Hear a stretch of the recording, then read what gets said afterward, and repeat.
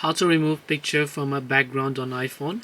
Hey everybody, welcome back to our channel. In today's video I will guide you on how you can actually remove picture from a background on your iPhone, so make sure to watch the video till the end.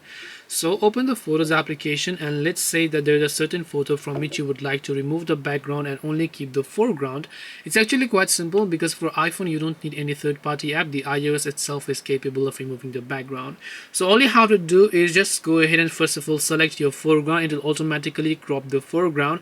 Now you can just save this and send this to anybody. As you can see, the background has been removed. Now either you can open the new notes account over here and then just tap the edit option and then tap the plus new notes option over here and then begin to create a new note here and then just drag it like this, and now here you can see the background has been removed from this particular photo as well. And this way you should be able to go ahead and then remove background from a picture on iPhone.